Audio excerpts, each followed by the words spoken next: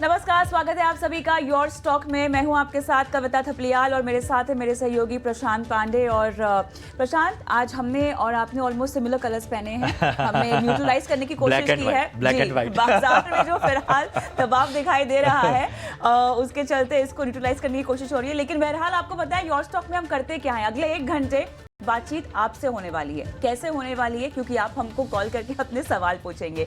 बेहद खास शो, अगले 1 घंटे स्टॉक स्पेसिफिक सवाल पूछने के लिए।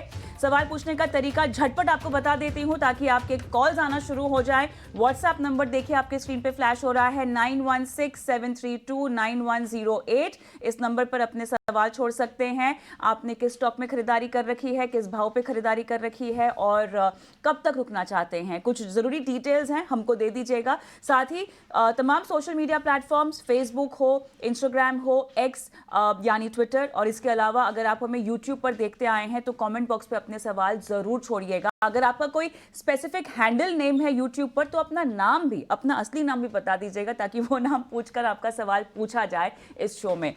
और हमारे साथ एक्सपर्ट्स भी जुड़ते हैं जो लाइव आपसे बातचीत भी करते हैं और आपको सलाह भी देते हैं। आज मेरे साथ विवेक करवा वृद्धि इन्वेस्टमेंट के जुड़ गए हैं, ध्वनि पटेल फाउंडर फिनवर्सिफाई जुड़ गई हैं। आप दोनों का स्वागत है हमारी इस बेहद खास पेशकश में। और शुक्रवार का दिन है और ऐसे में लगता है कि बाजार भी थोड़ा सा हल्का होने के मूड में दिखाई दे रहा है। फिलहाल बैंक निफ्टी खासतौर से आप देखिए, HDFC बैंक तो ड्रैग कर ही रहा है, साथ ही जो क्वार्टर अर्निंग्स की अपडेट आती हुई दिखाई दे रही है उससे भी कुछ खास खुशनुमा माहौल तो है नहीं यहाँ पर। हालांकि लेवल्स अगर मैं एक बार चेक कर लूँ तो 24,200 के इर्द गिर्द निफ्टी घूमता हुआ, सेंसेक्स लगातार 80,000 के नीचे अब बना हुआ है। 79,734 के लेवल्स, लगभग 300 अंकों की कमजोरी दिखाई दे रही है। लेकिन बैंक निफ्टी पर दबाव है। Mid cap and small cap यहाँ पर कोशिश कर रहे हैं थोड़ा संभालने के लिए। और जैसे हमने देखा कि यहाँ पर कुछ रिकॉर्ड हाइज भी बनते हुए दिखाई दे रहे हैं ब्रॉडर मार्केट्स में अगर हम मिड कैप स्मॉल कैप की बात करें। लेकिन ओवरऑल चर्चा में आज तमाम बैंकिंग काउंटर्स हैं और HDFC मेजर हैवीवेट जो कि बाजार को पुल भी करता हुआ दिखाई दे रहा है। एडवांस डिक्लाइंस अभी भी देखिए क्योंकि मिड कैप स्मॉल कैप से थोड़ा सा सपोर्ट मिलता हुआ दिखाई दे रहा है। तो 1374 एडवांसेस और 1043 लगभग डिक्लाइंस है फिलहाल जो हमें बनते हुए अब दिखाई दे रहे हैं। फिलहाल जो टॉप काउंटर्स हैं निफ्टी के वो एक बार दिखा देते हैं आपकी स्क्रीन पे। टीवी स्लैब लगभग 2.5% ऊपर, सिप्ला, ONGC, LNT, RIL इनमें लगभग हम देख रहे हैं 2 से 1.5% की तेजी आती हुई दिखाई दे रही है। लूजर्स में हैवीवेट HDFC जो पुल कर रहा है लगभग 4.5% फिलहाल नीचे। M&M 1.5%, टाइटन यहाँ पर हमने देखा कि अपडेट आई है कोटक की तरफ से, तो वहाँ पे थोड़ा सा कंपटीशन के चलते जो कि इन्होंने अपना घटाया है रेटिंग्स, उसकी वजह से दबाव। लेकिन उसके अलावा Tata steel, IndusInd bank, UltraTech आप देख सकते हैं लगभग 0.5% की कमजोरी के साथ कारोबार करते हुए दिखाई दे रहे हैं। झटपट कुछ बैंकिंग काउंटर्स भी आपके स्क्रीन पर हम लेकर आएंगे जहां पर फिलहाल एक बार चेक ले लेते हैं। मेजरली प्राइवेट बैंक्स यहाँ पर काफ़ी ज़्यादा बीट करते हुए दिखाई दे रहे हैं। लेकिन SBI, PNB, फेडरल बैंक आप यहाँ पे क्लियरली देख सकते हैं कि कुछ खरीदारी के जोन में। SBI लगभग 1.25% और फेडरल लगभग 2% की पार की तेजी फिलहाल दिखाता हुआ। लेकिन HDFC, RBL, बंधन, IndusInd, ICICI bank, axis bank तमाम काउंटर्स में हम देख रहे हैं कि फिलहाल लाल निशान पे और कमजोरी के साथ कारोबार। झटपट गेस्ट का एक व्यू लेते हैं, फंडामेंटल और टेक्निकल, और उसके बाद दर्शकों से भी जुड़ना शुरू करते हैं। ध्वनि, आप ही के पास आऊंगी। कुछ टेक्निकल बात हो जाए पहले क्योंकि हफ्ते भर की तेजी और आज शुक्रवार का दिन जहां पर थोड़ा सा माहौल हल्का रहता है, उस माहौल में बाजार भी अपने आप को हल्का करने की कोशिश कर रहा है। बताइएगा अब लेवल्स के तौर पे आप निफ्टी और बैंक निफ्टी में कहाँ महत्वपूर्ण रेजिस्टेंस और सपोर्ट देखती हैं? पे सबसे पहले अगर हम निफ्टी की बात करते हैं तो डेफिनेटली आज एक यहाँ पे प्रॉफिट टेकिंग देखने को मिल रही है, बट ये कोई भी एक स्ट्रक्चर ब्रेकडाउन यहाँ पे नहीं कर रही है। यहाँ पे बस एक माइनर प्रॉफिट टेकिंग हमें देखने को मिल रही है। सपोर्ट लेवल जो है निफ्टी के यहाँ पे व्यू में विवेक से ले लेती हूँ। 24,150 के वो काफी स्ट्रॉन्ग यहाँ पे लगे हुए हैं और वहां पे हमें कोई भी एक ब्रेकडाउन नहीं देखने को मिला है। तो डेफिनेटली उन्हीं लेवल्स के पास से हमने एक बाउंस भी लिया है। तो निफ्टी बाय ऑन डिप्स की रणनीति के साथ ही आपको इसके अंदर बने रहना है। नीचे की तरफ जो सपोर्ट मैंने बनाया 24,100 वो काफी स्ट्रॉन्ग एक लेवल यहाँ पे काम कर रहा है। ऊपर की तरफ अभी जो नेक्स्ट रेजिस्टेंस हमें यहाँ पे देखने को मिलेगा, तो रेजिस्टेंस यहाँ पे बन रहा है 24,350 का। 24,350 क्रॉस करने के बाद निफ्टी के अंदर हमें वापस से एक रैली देखने को मिलेगी, जो उसका बुलिश मूव है वो कंटिन्यू करता हुआ यहाँ पे देखने को मिल सकता है। बैंक निफ्टी की अगर हम यहाँ पे बात कर रहे हैं, तो बैंक निफ्टी में भी डेफिनेटली जो प्रॉफिट टेकिंग है वो ज्यादा यहाँ पे देखने को मिल रही है। बट सपोर्ट लेवल जैसे मैंने कहा वो यहाँ पे भी ब्रेक नहीं करे हैं, तो दोनों ही इंडेक्स में सपोर्ट लेवल अभी भी कायम है। बैंक निफ्टी के अंदर जो सपोर्ट लेवल यहाँ पे बनता है, तो इंट्राडे चार्ट्स में 52,000 का लेवल है, वो यहाँ पे एक स्ट्रॉन्ग सपोर्ट की तरह काम करेगा। तो कोई भी एक डिप मिलती है तो बैंक निफ्टी में भी आप बाय ऑन डिप्स की रणनीति के साथ रह सकते हैं। ऊपर एक रेजिस्टेंस जो बैंक निफ्टी में अब फ्रेश हमें फेस करने को मिलेगा, तो यहाँ पे जो हमने आज डेज हाई बनाए हैं यहाँ पे 52,850 के, उन लेवल्स को खास करके ध्यान में रखना रहेगा। बुलिश साइड का कोई भी एक ट्रेड यहाँ पे आपको मोमेंटम बाय करना है तो उसके ऊपर यहाँ पे बनेगा, बट करंट डिप के साथ भी अगर आप बाय करते हैं तो स्टॉप लॉस नीचे 52,000 का मेंटेन करके रखिए 52,850 के टारगेट्स के लिए। बिल्कुल, तो बाय ऑन डिप्स की रणनीति हमने देखा कि जब बाजार उछाल मार रहे थे तभी अपनाई जानी चाहिए थी, और वो शायद अब एक और मौका और ज्यादा बेहतर बनता हुआ। चलिए बढ़ते हैं आगे, पहले कॉलर को जोड़ते हैं। कौशिक भोजानी साहब हमारे साथ हैं। कौशिक जी नमस्कार, कहां से बात कर रहे हैं? हेलो। हाँ कौशिक जी नमस्कार, कहां से बात कर रहे हैं? हाँ जी, मैं मुंबई से बात कर रहा हूँ। जी जी पूछिए, किस स्टॉक पे है आपका सवाल? हाँ जी जी, मेरा 3 स्टॉक्स पे सवाल था। First is union bank. ठीक है। मैंने 600 शेयर्स लिए हैं 151 पे। ओके। तो post election result it's going down, वो 135 के आसपास चल रहे हैं यूनियन बैंक। ठीक है। सेकेंड है मेरे टाटा टेक्नोलॉजीज हैं, जो मैंने लिस्टिंग के बाद लिए थे 1300 पे लिए हैं। ठीक है। 85 शेयर्स हैं। ठीक है। Both are negative. एंड तीसरा है मेरा उमा कन्वर्टर करके है, इट्स एन एसएमई, तो वो 4000 शेयर्स होते हैं। I bought it at 45। Uma converter, देख इसे तो खैर डेटाबेस में हम चेक करना होगा, एक बार मैं बोलूंगा कि ये शेयर है या नहीं है। लेकिन यूनियन बैंक और टाटा टेक पे आपको राय दिलवाते हैं। ये बताइए क्या नजरिया आपका, लॉन्ग टर्म का नजरिया है? Long term. ठीक है ठीक है ठीक है। तो यूनियन बैंक 151 की बाइंग है और टाटा टेक जो है वो 1300 की इनकी बाइंग है। विवेक मैं आपके पास आना चाहूंगा, यूनियन बैंक और टाटा टेक पे राय दीजिए। एक बार फिर मैं लेवल्स दोहरा दूं, 151 रुपए पे यूनियन बैंक खरीदा है और टाटा टेक 1300 के लेवल पे। देखिए प्रशांत, पहले तो गुड मॉर्निंग आपको और सभी को। इन्होंने एसएमई की बात की थी, उमा कन्वर्टर पहले, वो है लिस्टेड, लेकिन खाली 72-73 करोड़ का मार्केट कैप है। तो ऐसे कंपनीज पे अगर फंडामेंटली अच्छी भी हो, मुझे कोई खास ध्यान नहीं है, फंडामेंटली अच्छी भी हो तो भी कमेंट करना बहुत रिस्की हो सकता है, क्योंकि बहुत छोटा मार्केट कैप है। ये एक बाजार में छोटा मोटा स्टॉक ब्रोकर इसको हिला सकता है पूरा, तो इसके लिए अवॉइड करना ही बेटर है। आपको फंडामेंटल ध्यान है तो फिर बात अलग है। जहां तक टाटा टेक्नोलॉजीज की बात है, देखिए आप अगर वैल्यूएशन वाइज देखो तो मुझे लगता है कि जो आईटी में वैल्यूएशन आज कमेंट कर रहे हैं, स्पेसिफिकली जो सॉफ्टवेयर प्रोग्रामिंग कंपनीज है, वो बहुत स्ट्रेस्ड लग रहे हैं अभी भी। हाँ, क्योंकि एकदम सेक्टर डाउन ट्रेंड चल रहा था, अभी हाल ही में थोड़ी बहुत हमने रिकवरी देखी है, लेकिन मुझे नहीं लगता है कि ये सेक्टर ओवरऑल आपको बहुत बड़ी रिकवरी दिखाने वाला है, तो अवॉइड करना ही बेटर रहेगा। तीसरा था एक पीएसयू बैंक का, यूनियन बैंक। देखिए जहां जहां आपको बैंकिंग में आपको समझ लीजिए कि प्राइस टू बुक वैल्यू 1 पे अगर मिल रहा है, तो वो एक बहुत ही अच्छा संकेत है कि बैंक ज्यादा वैल्यूएशन वाइज कॉस्टली नहीं है। और यूनियन बैंक करीबन 1.05 या 1.06 प्राइस टू बुक वैल्यू पे ट्रेड कर रहा है आज के दिन। तो इसके लिए लग रहा है कि जो पीएसयू बैंक्स है, स्पेसिफिक बैंक्स, उदाहरण के लिए आप अगर कुछ स्टॉक्स देखोगे आईओबी टाइप्स, तो बहुत ज्यादा ही महंगे लग रहे हैं, लेकिन ऐसे बैंक्स हैं जो बहुत ज्यादा महंगे अभी भी नहीं लग रहे हैं। और अगर रिफॉर्म्स अगर चलते रहता है पीएसयू बैंक सेक्टर में, तो मुझे लगता है कि एंटायर सेक्टर, खाली यूनियन बैंक नहीं, पूरा का पूरा सेक्टर और अच्छा यहाँ से करेगा। तो इस पे तो आपको होल्ड और ऑन एवरी डिप में बाई की भी सलाह रहेगी। चलिए एक और टाटा टेक पे इनका एक सवाल था। प्रोग्रामिंग कंपनी ज्यादातर मुझे कॉस्टली लग रही है, तो इसके लिए मुझे लगता है कि बहुत बड़ी रैली यहाँ पे आने वाली, तो अवॉइड का ही सलाह रहेगी। ऑलराइट, चलिए आगे बढ़ते हैं और अरुण जैन मुंबई से हमारे दर्शक फोन लाइन पर हमारे साथ जुड़ गए हैं। अरुण जी नमस्कार, क्या हालचाल? बस फर्स्ट क्लास मैडम। बताइए सर, आपने किस स्टॉक में खरीदारी कर रखी है, किस भाव पर? मेरे टाटा स्टील लिया हुआ है 112 में। 112 में, चलिए। हाँ, तो कैसा लग रहा है वो आगे के लिए? आपको कितना रुकना है इसमें? मुनाफे में फिलहाल लॉन्ग तो लाइफ आप, चलेगा, लॉन्ग लाइफ चलेगा। और 2 6 साल। महीना कम से कम? 2-3 साल। 2-3 साल, चलिए विवेक, काफ़ी बड़ा नज़रिया है इनका 2-3 साल का टाटा स्टील में। पेयर्स के मुकाबले बेहतरीन पिक, क्या कहेंगे आप?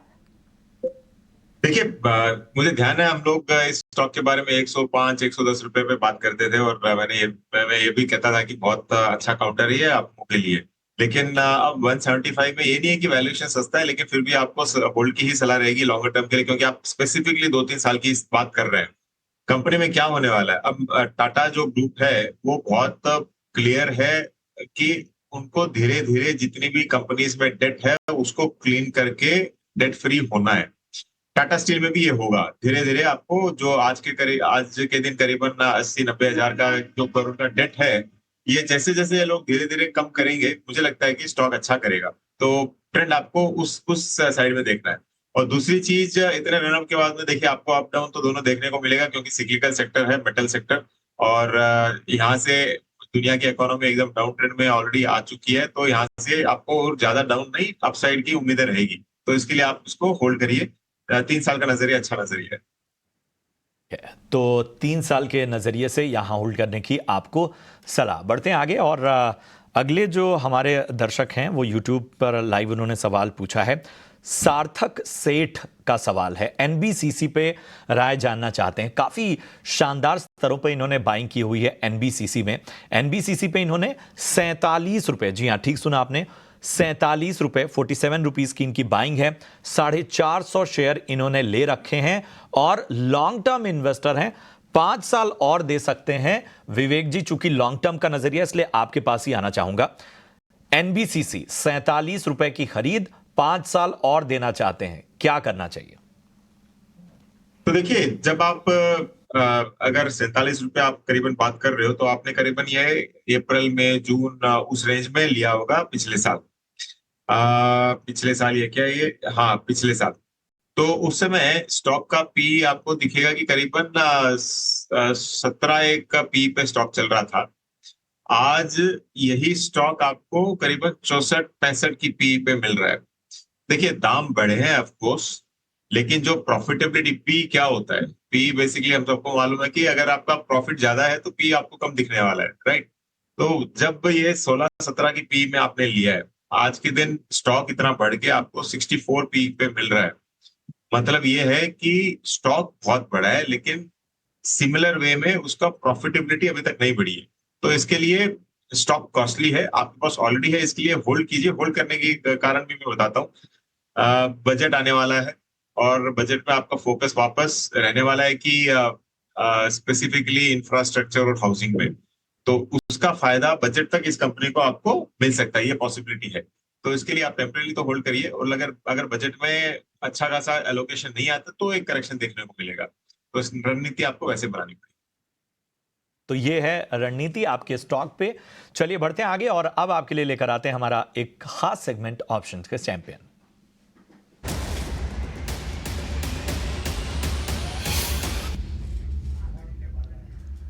और चलिए हमारे साथ सेंट्रम ब्रोकिंग के नीलेश जैन साहब जुड़ चुके हैं। नीलेश जी गुड मॉर्निंग, प्रशांत बात कर रहा हूं।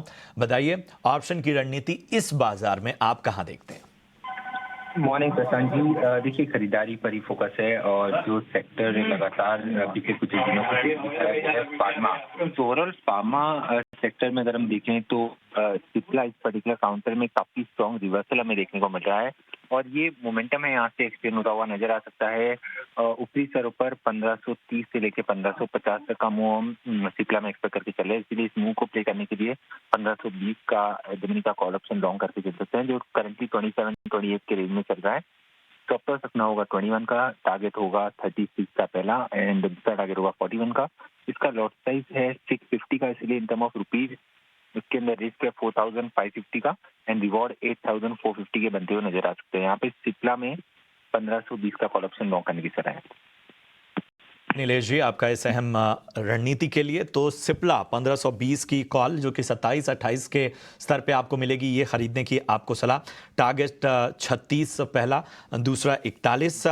यहाँ पर 8,450 रुपए तक का मुनाफा हो सकता है आपको, और जोखिम जो है, नुकसान जो है वो 4,550 का है। यहाँ पर आपके सामने सेबी का स्टैंडर्ड रिस्क डिस्क्लोजर हम लेकर आते हैं, जो बताता है कि फ्यूचर एंड ऑप्शंस की दुनिया जोखिमों से भरी पड़ी है। 10 में से 9 लोग यानी 90% लोग इसमें पैसा गंवाते हैं। इसलिए आपको सलाह दी जाती है कि अपने फाइनेंशियल एडवाइजर्स की रणनीति और इसके साथ ही आपकी तैयारी पक्की हो तो ही इसमें ट्रेडिंग करें। हमारे साथ फोन लाइन पर जुड़ गए हैं। नमस्कार जैन साहब, कहाँ से बोल रहे हैं आप?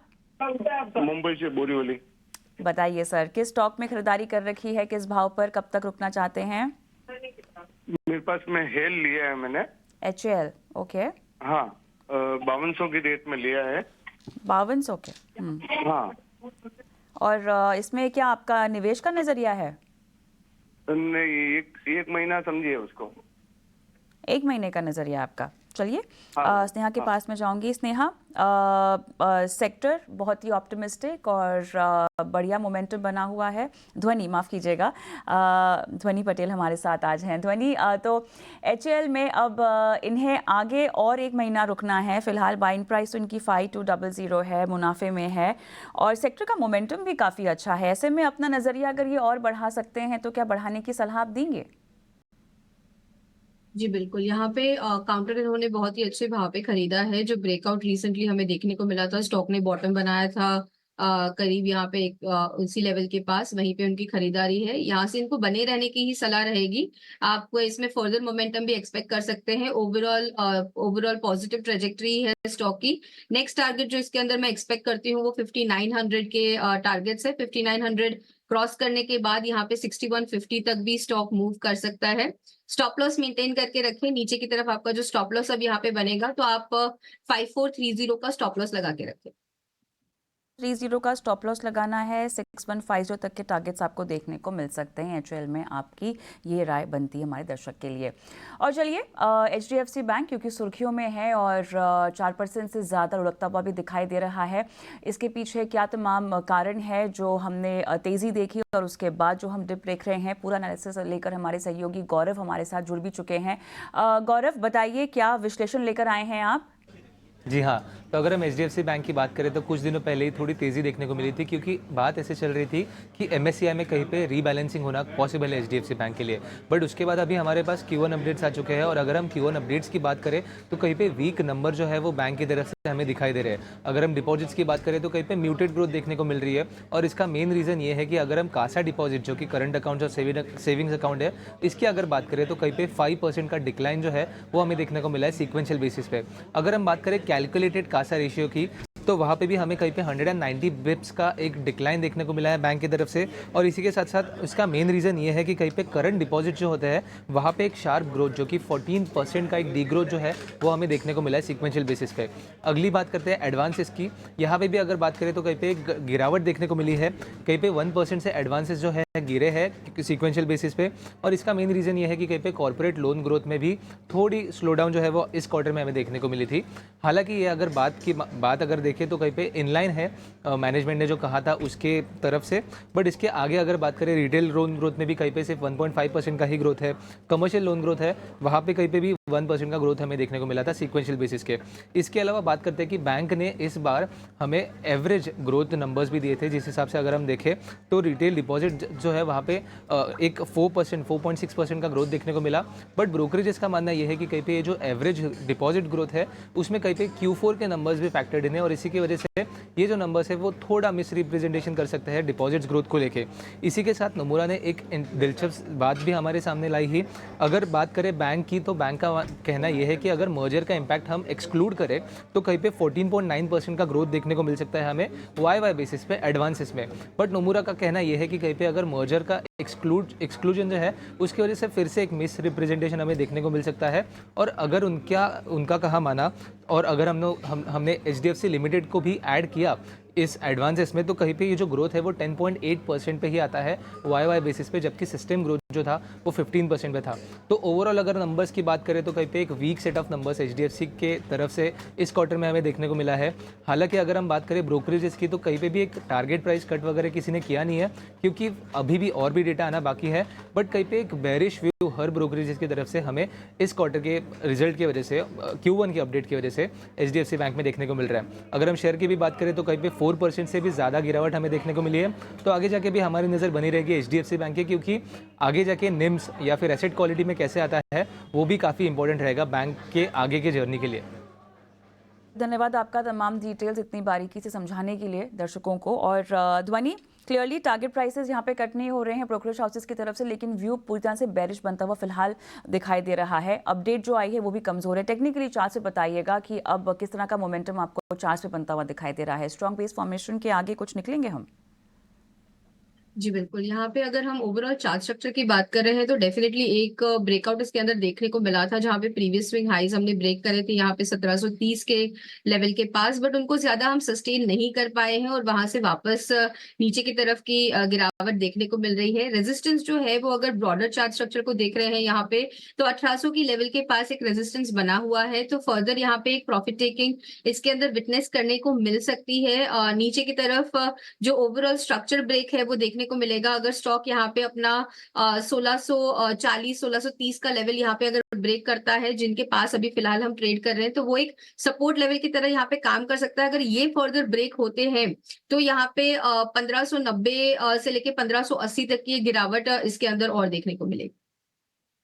यहाँ पर 1640 1630 के अगर नीचे जाता है तो यहाँ पर गिरावट थोड़ी सी और हावी हो सकती है। हालांकि फिलहाल देखना होगा किस तरह की और अपडेट आती है और नज़र बना के रखनी होगी HDFC बैंक पर। तो चलिए हम फिलहाल योर स्टॉक को यहीं समाप्त करते हैं।